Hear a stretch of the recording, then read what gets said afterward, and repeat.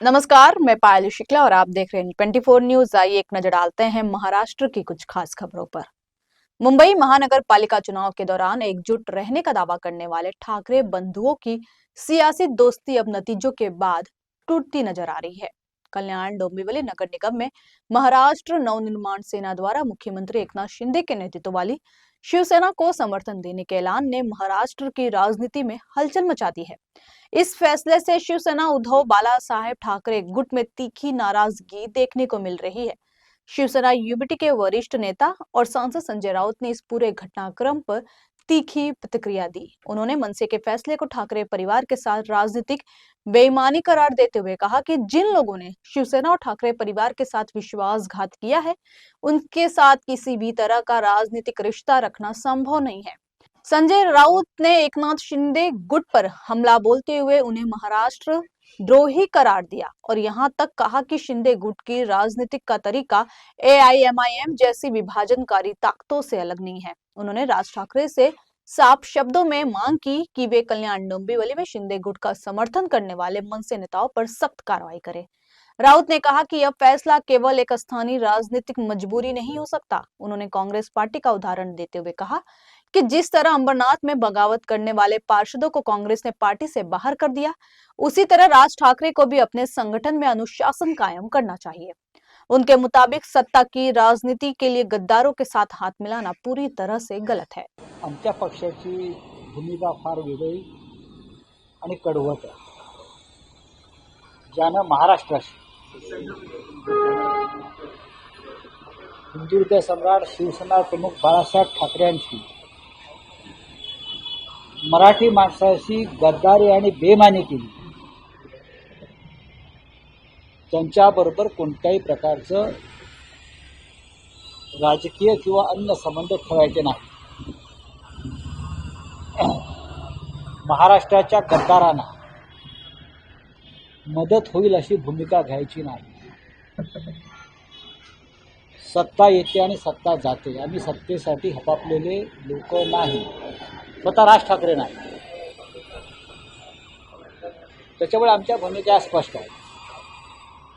कल्याण डोंबिवलीचा विषय हा आलेला आहे समोर, तो अत्यंत चिंताजनक आहे। त्यांचं असं म्हणणं आहे की स्थानिक पातळीवरचा निर्णय आहे, असू शकेल। जर पक्षाच्या मूळ ध्येय धोरणाशी प्रतारणा करून कोणत्याही पक्षाचं स्थानिक म्हणून घेणारे नेतृत्व विपरीत भूमिका घेत असेल तर पक्ष नेतृत्वाने त्यांच्यावर कारवाई केली पाहिजे। उद्धव ठाकरेंनी मी सांगतो, पक्ष नेतृत्वाने त्यांच्यावर कारवाई केली पाहिजे। कायदेशीर पक्षातून निलंबित करण्याची।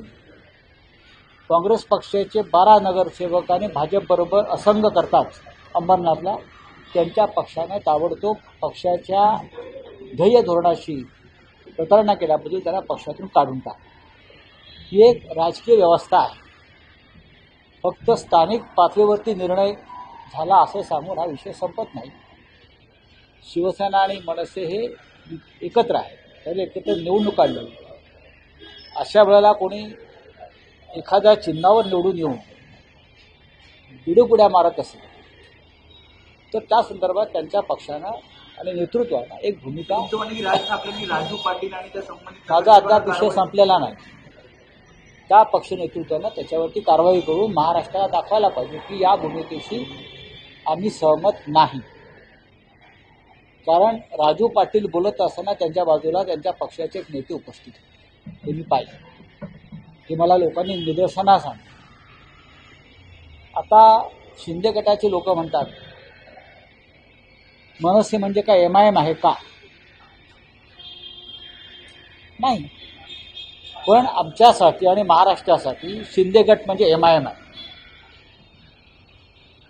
मराठी माणसातला एमआयएम बेईमान, महाराष्ट्रद्रोही, त्याच्यामुळे त्यांच्याबरोबर जाणारे सुद्धा त्याच विशेषणांना पात्र ठरतात। सत्ता मिळाली नाही, काही मिळालं नाही म्हणून अशा प्रकारे बेईमानी करणाऱ्यांना महाराष्ट्र माफ करत नाही. तुमची काही व्यक्तिगत कारणं असू शकते की तेवढा पुरतीच ठेवायला हवी. ईडी आहे काही लोकांच्या मागे, तिकडे तपास यंत्रणा काही लोकांच्या मागे लागल्या असतील ना. पण तुम्ही त्यासाठी कोणीही पक्ष वेठीस धरणं आणि महाराष्ट्राच्या गद्दारांशी हातमिळवणी करणं हे पूर्णपणे चुकीचं आहे. मी स्वतः माझ्यावरती संकट आलं ईडीचं, मी पक्षाला वेठीस नाही धरलं. मी त्या संकटाशी सामना केला. अनेक संकटं माझ्या होते. आजही माझी प्रकृती अत्यंत खराब आहे. मी आता ऑपरेशन थिएटरमधून आलेलो, कळलं. तर कल्याण डोंबिवलीचा विषय उद्धव ठाकरे यांनी अत्यंत गांभीर्याने घेतलेला आहे. राजसाहेबांशी माझी चर्चा झालेली आहे. काही मिळालं नाही तर मी सोडून जातो अशा मानसिकतेत काही लोक असतात, असं त्यांचं म्हणणं आहे. एकंदरीतच राजकारणातल्या मानसिक स्थिरतेचा हा प्रश्न असं ते म्हणाले, असं ते म्हणतात. ते खरं आहे. अशा तऱ्हेने पक्षांतर करणारे हे राजकीय मनोरुग्ण आहेत. मला काहीतरी हवं आहे आत्ताच, आणि मग शहराचा विकास, गावाचा विकास, राज्याचा विकास, देशाचा विकास, उद्या जगाचा विकास या नावाखाली पक्षांतर वाढत आहेत. महाराष्ट्रामध्ये अशा पक्षांतराची कीड वेळीच रोखणं हे न्यायालयाचं काम असलं तरी आजसुद्धा सर्वोच्च न्यायालयानं माती खाल्लेली आहे. आज पुन्हा पक्षांतराच्या संदर्भात आजची तारीख ठरलेली असताना सुनावणी घेतली नाही आणि परत एकदा सुनावणी पुढे ढकलली. याला म्हणतात माती खाणं आणि देशाच्या रासाला हातभार लावणं. सर्वोच्च न्यायालय ते लावतं.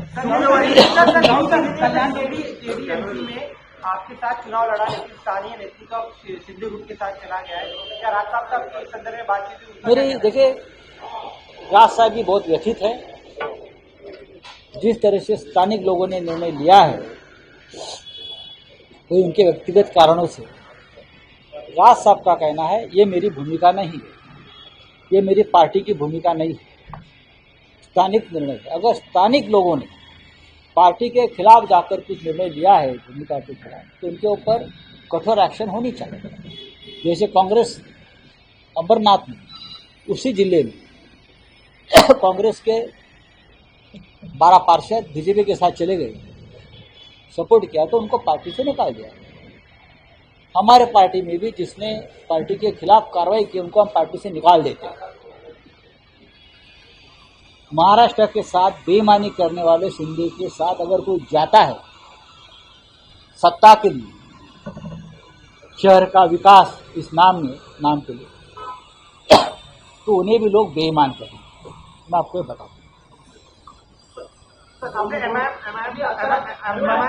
का जिक्र किया सर. आपने यही एमआईएम कह रहा है कि शहर का रंग बदलकर हरा कर देंगे. देखिए, ये आज की बात नहीं है. आप एक दूसरे में विषय को मत डालो. शिंदे गुट के लोग कहते हैं कि एमएनएस यानी एमआईएम नहीं है. ठीक है, मैं मानता हूँ, लेकिन महाराष्ट्र के लिए शिंदे गट यानी एमआईएम है. उनके साथ जाना ये बहुत बड़ी गलती वहाँ के लोगों ने की. सर, सिंबल से शेयरिंग होने वाली थी, आपको लग रहा है पर्पसली डिले किया जा रहा है इस पूरे? हाँ, तो और क्या है, और क्या है. इस देश के सुप्रीम कोर्ट से जनता का विश्वास उठ चुका है. राजनीतिक दबाव में अगर देश का सुप्रीम कोर्ट काम करेगा और संविधान के तहत जिसको निर्णय देना चाहिए